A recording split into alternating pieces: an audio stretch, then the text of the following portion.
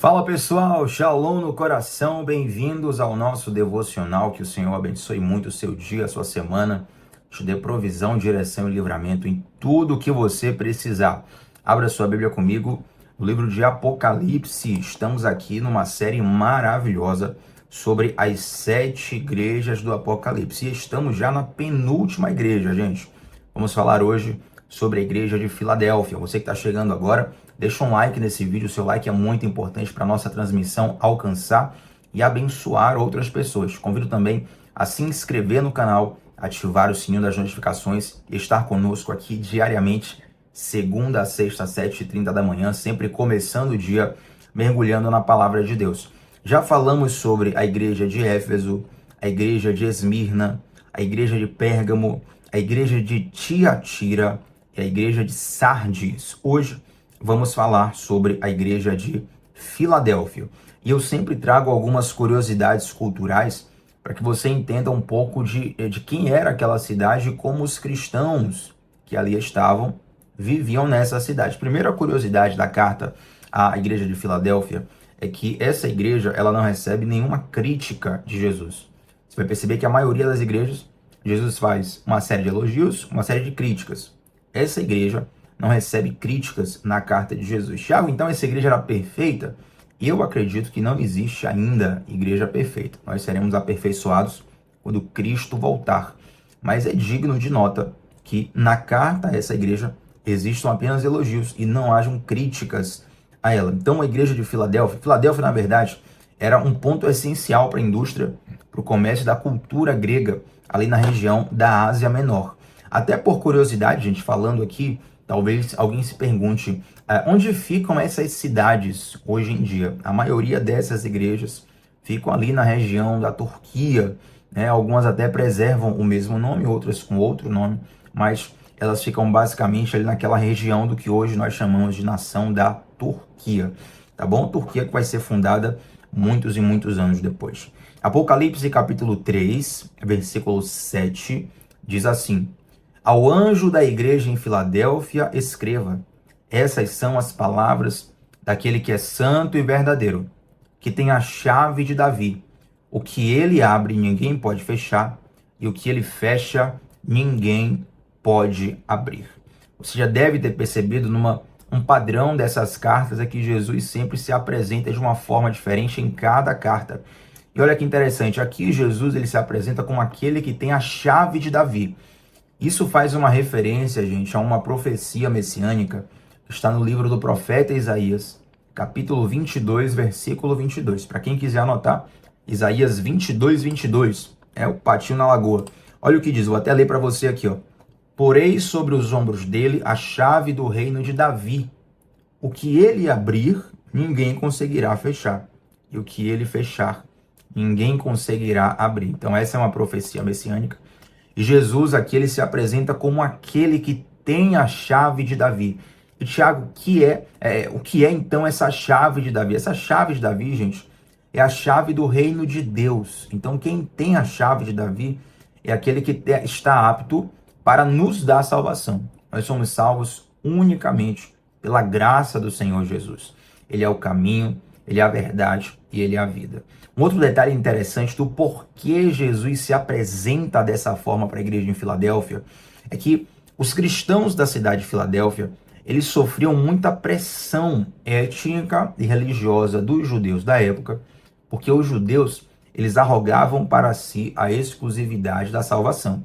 Quando você lê o Novo Testamento, você percebe que durante o período inicial da igreja, ali os primeiros séculos, na verdade, a igreja ela sofre um grande confronto dos judeus, porque a maioria dos judeus, inclusive os discípulos, eles achavam que a salvação era exclusivamente para os judeus. Quem vai lembrar aqui daquela cena onde Pedro está orando e ele tem uma visão, está relatado lá no livro de Atos. Ele tem uma visão onde uma série de alimentos desce para ele como uma espécie de banquete. E nesses muitos alimentos, tem ali alimentos considerados puros e considerados impuros, né? E Pedro fala assim, longe de mim comer esses alimentos impuros. E aí Deus fala assim, não recuse aqueles que eu aceitei. E essa é uma alusão de Deus para Pedro sobre o fato da salvação ela ser dada também para os gentios. Os gentios, gente, quem são os gentios? É uma pessoa que trata o outro bem? Não, calma lá. Os gentios, eles são aqueles povos não judeus, tá bom? Nesse caso aqui, o gentio não é com L no final, não. O gentio com L no final é gentileza, é tratar bem, é ser cortês, dar bom dia, boa tarde, boa noite, com licença, gratidão, muito obrigado. Isso é gentileza. O gentio da Bíblia é gentio com O no final. G-E-N-T-I-O, gentio.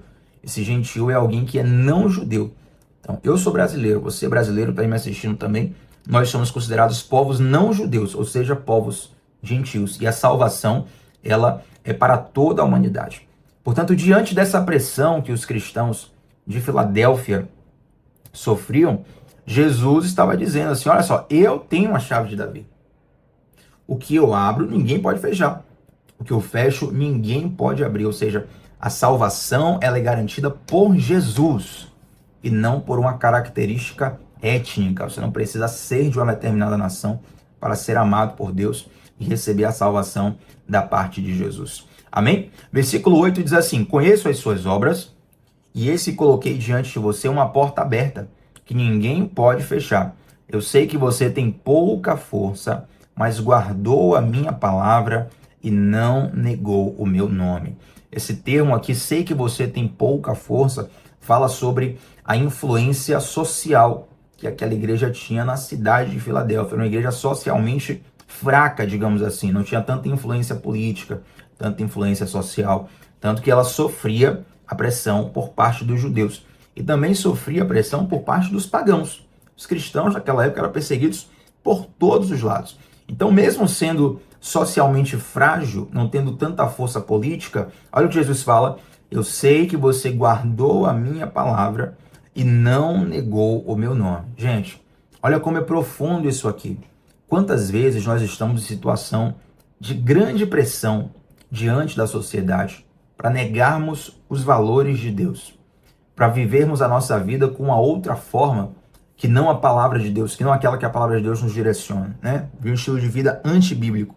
Quantas vezes essa pressão ela se torna tão forte que mesmo quando estamos sozinhos, existe um pensamento forte dentro de nós que nos pressiona a nos inclinarmos para o mal. Porém, mesmo que nós sejamos fracos, sejamos suscetíveis a falhas, glória a Deus por todos aqueles que guardam a palavra e não negam o nome de Jesus. Glória a Deus por todos aqueles que guardam a palavra no momento da tentação, no momento da fraqueza, no momento da pressão social. E Jesus está vendo tudo isso. Então, toda vez que você sofreu uma humilhação humana, uma humilhação social, por conta do seu amor a Deus, Deus está vendo lá do céu. Ele está computando isso como um crédito sobre a sua vida. Ele vai te honrar pela sua fidelidade, não apenas aqui nessa terra, mas também por toda a eternidade. Então, os contextos desfavoráveis, eles não são desculpa para infidelidade, né? Por coincidência, a nossa última aula, lá no discipulado, estava dando aula sobre anjos e demônios. E falamos um pouco ali sobre a natureza humana. Adão e Eva, eles foram criados em perfeição, foram criados sem pecado, e eles foram colocados no Jardim do Éden. O Jardim do Éden é um local perfeito, a humanidade não tinha experimentado ainda o pecado e os efeitos do pecado. Porém, mesmo no paraíso, Adão pecou, o primeiro Adão pecou. Já Jesus, no deserto, ele permanece fiel diante de Deus. O que é que isso nos mostra?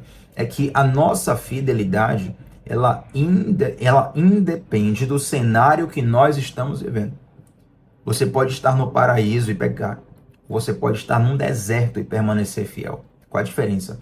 É você estar sempre sendo guiado pela palavra de Deus. No Jardim do Éden, Adão, ele rejeita o mandamento do Senhor. Ele rejeita a direção do Senhor e ele incorre num pecado. Mas lá no deserto, todas as vezes que Jesus era confrontado por Satanás, era tentado por Satanás, ele combatia a tentação através da afirmação da palavra. Olha o poder da palavra como ela é. Olha quão profundo é isso, sabe? Então, independente do cenário, independente das circunstâncias, é possível sim ser fiel se você estiver conectado diretamente com a palavra. Essa é uma das razões, inclusive, do porquê de segunda a sexta nós estamos aqui nos devocionais para que você comece o seu dia sendo exposto à palavra de Deus, isso te abençoe, te fortaleça, te direcione. E se você está sendo abençoado por esses devocionais, deixa um comentário aqui embaixo contando um testemunho sobre como algo mudou na sua vida a partir de quando você começou a acompanhar os nossos devocionais. Versículo 9, olha o que diz: vejam o que farei com aqueles que são sinagoga de Satanás e que se dizem judeus e não são, mas são mentirosos. Farei que se prostrem aos seus pés e reconheçam que eu amei você. Visto que você guardou a minha exortação, a minha palavra de exortação, a perseverança, eu também o guardarei da hora da provação, que está por vir para todo o mundo, para pôr à prova os que habitam na terra. Note que Deus, ele vai trazer uma recompensa para aqueles que perseverarem até o fim. Nós sabemos que o final da história, a eternidade, ela vai dividir a raça humana em dois grandes destinos. O destino da redenção e o destino da condenação. Aqueles que forem condenados, a palavra de Deus nos diz, serão lançados num lago de fogo. É claro que eu não quero, sempre reitero aqui, gente, não quero convencer ninguém pelo medo, não quero que você sirva a Deus por um receio de ser condenado. Pode ser até que no teu coração exista isso, mas o meu pedido é para que você amadureça. Você sirva a Deus de fato por amar a Deus. Você é convencido que Deus é a melhor escolha que nós podemos fazer todos os dias. Mas nós não podemos desprezar o fato de que o Senhor Deus, ele é galardoador daqueles que o buscam, ou seja, ele é recompensador. A nossa fidelidade, ela tem recompensa eterna sendo guardada por nós. Porém, eu tenho um detalhe para te ensinar aqui. Muitas vezes, Deus, quando fala assim, ó, vai nos guardar na hora da provação, isso não significa que Deus vai nos tirar da provação, mas que Deus vai nos preservar no meio da provação. Entende? O fato de sermos guardados por Deus não significa que vamos pular a provação. Tipo, nenhum mal me alcança.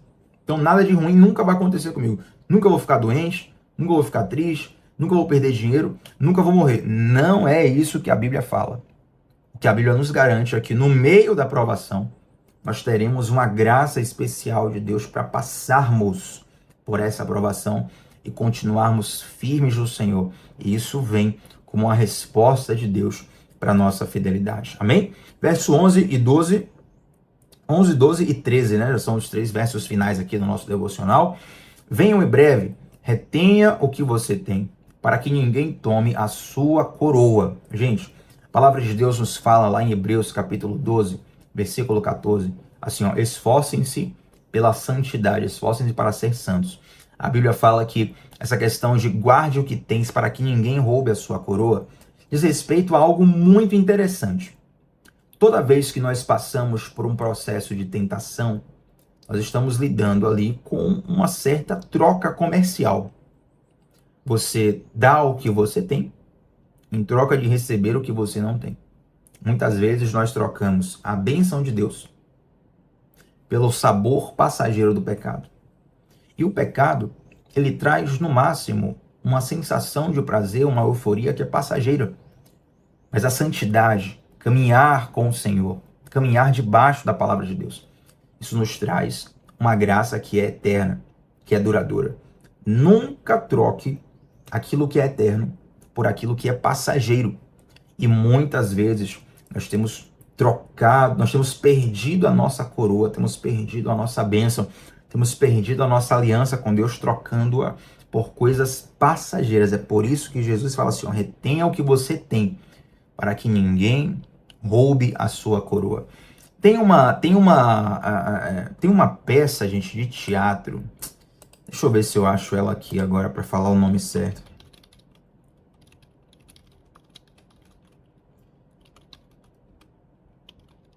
Até balançou um pouquinho a câmera aqui, eu mexi um pouco na tela aqui. Acho que é o nome da peça de teatro, rapaz. Aqui, ó. Tem uma peça de teatro da equipe, a Companhia de Teatro Jeová em Si, uma companhia de teatro cristã. E essa peça tem, eu acho que tem no YouTube. Na época que eu assisti na Netflix. Acho que não tem mais na Netflix. Você vai encontrar também no YouTube e outras plataformas. Procure aí.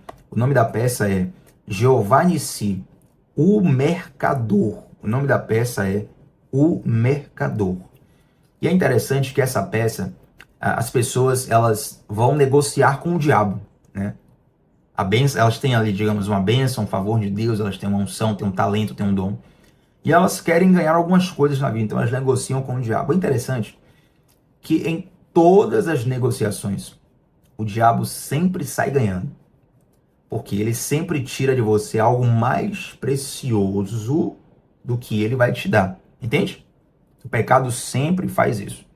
Ele tira de você algo muito mais precioso do que o que ele vai te dar. E nessa peça, além das pessoas sempre saírem perdendo na negociação com o diabo, elas não conseguem recuperar aquilo que elas perderam.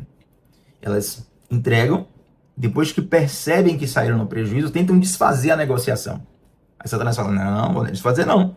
Fiz negócio com você, o contrato aqui é o trato feito, não devolvo mais. E é muito interessante como esse é um retrato da nossa vida, né? Quantas coisas preciosas, eternas, nós perdemos porque trocamos aquilo que é eternamente bom por aquilo que é meramente passageiro. Precisamos vigiar muito nesse sentido. Versículo 12, farei do vencedor uma coluna no santuário do meu Deus, e dali ele jamais sairá. Escreverei o nome do meu Deus e o nome da cidade do meu Deus, a nova Jerusalém, que desce do céu da parte de Deus, e também escreverei nele o meu novo nome. Aquele que tem ouvidos, ouça o que o Espírito diz às igrejas. Vamos orar? Mas antes de orar, olha o que diz o versículo 13. Quem tem ouvidos, ouça. Tem algumas versões que dizem assim, ó, aqueles que têm ouvidos para ouvir, ouça. O que são ouvidos para ouvir? São ouvidos sensíveis à voz de Deus. Se você prestar atenção, um surdo, ele tem ouvido. Da mesma forma que alguém que ouve, o surdo também tem ouvido. Mas, infelizmente, por uma deficiência, o ouvido dele, mesmo com o ouvido dele, ele não consegue ouvir. Ou seja, a sensibilidade do ouvido para identificar os sons, ela faz toda a diferença. Porque Deus está dizendo assim, ó, se você tem ouvidos para me ouvir, se você é sensível à minha voz, ouça o que o Espírito diz às igrejas. Eu tenho certeza, gente, e essa é uma questão estatística, é muito simples saber disso. Nem todo mundo que assiste esse devocional, que assiste qualquer ministração da palavra de Deus, nem todo mundo dá o devido valor a essa palavra. Algumas pessoas ouvem e falam, bacana, legal, ok, deixar o like aqui, fazer o comentário e seguem a vida da mesma forma. Mas eu sei que tem pessoas que ouvem e estão com os ouvidos sensíveis para ouvir, ou seja, elas discernem, elas recebem, elas abraçam o que Deus está falando, e isso é totalmente impactante para a vida delas, faz total diferença. Não apenas ter ouvidos, mas tê-los sensíveis ao que o Espírito diz diante da ministração da palavra. Então que o teu coração, que o teu ouvido seja sensível para ouvir o que Deus tem para falar na sua vida. Amém? Senhor Deus, muito obrigado, Pai, por essa palavra. Eu te faço apenas um pedido nessa manhã. Que o Senhor nos dê ouvidos sensíveis à tua voz. Que o Senhor nos dê um coração obediente à tua voz. Que o Senhor nos dê mãos e pés diligentes que possam correr na direção da tua voz. Em nome de Jesus. Amém. Gente, deixa um like nesse vídeo. O seu like é muito importante para essa transmissão continuar abençoando muitas outras pessoas. Tamo junto sempre, segunda a sexta, 7h30 da manhã. Se inscreve aqui no canal, ativa o sininho das notificações e deixa um comentário sobre qual foi a parte que mais falou contigo nesse devocional. A gente se vê por aí. Shalom no coração, pessoal. Até a próxima. Tchau, tchau.